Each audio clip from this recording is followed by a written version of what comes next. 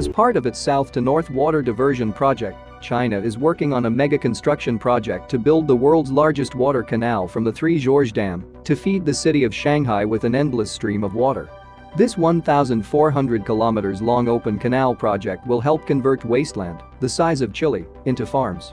Expected to cost 60 billion yuan, the US dollar equivalent of 8.9 billion. The project could take up to a decade to be built and, when completed, will be one of the largest of its kind in the world. This project will take its builders through some of the most challenging terrain known to humanity. High pressures in deep rocks, active fault lines, risks of flooding and excessive heat, all in a bid to beat the project deadline. In this video, you'll learn how China is working against all odds in order to convert wastelands in its north, the size of Chile, into farms that will produce food for its 1.4 billion people. Make sure you watch until the end. We've saved the most interesting thing about this mega project for the end of the video. With 1.4 billion people, China is the most populous nation on Earth. It has a climate dominated by dry seasons and wet monsoons, which make for clear temperature differences in winter and summer. In winter, northern winds coming from high-latitude areas are cold and dry. In summer, southern winds from sea areas at lower latitude are warm and moist, leading to extreme summer and winter temperatures. For thousands of years, civilizations along the Yangtze and Yellow rivers fed themselves on the glacial meltwater from the Qinghai Tibetan Plateau, also known as the Third Pole. Once a stable source of fresh river water, the ice mass is now less capable of supplying glacial melt with fresh snow and ice, since global warming has raised the temperature of the glacial region by 3 to 3.5 degrees Celsius over the past half-century. These increasing temperatures have also changed atmospheric circulation. It has become more difficult for humid summer monsoons to reach northern and inland areas, resulting in more unreliable rainfall patterns. In the past century, some regions of the nation have been desertifying fast despite attempts to plant trees as barriers. Though dust storms plague the north, their green belts have managed to slow them down from reaching the south, at least for now. Extreme weather conditions coupled with the slowdown in economic activity due to the coronavirus pandemic, the Chinese government has been compelled to spend huge amounts on large-scale infrastructure projects to stimulate growth.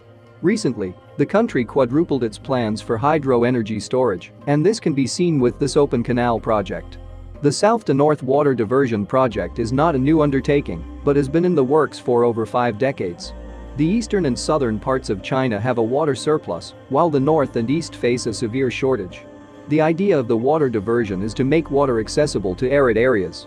It has already sent 54 billion cubic meters of water from the Yangtze River to northern China since 2014, when a part of the project became operational. We are still revealing more information about this mega construction project. If you're enjoying this video so far, be sure to like the video and subscribe to our channel for more videos.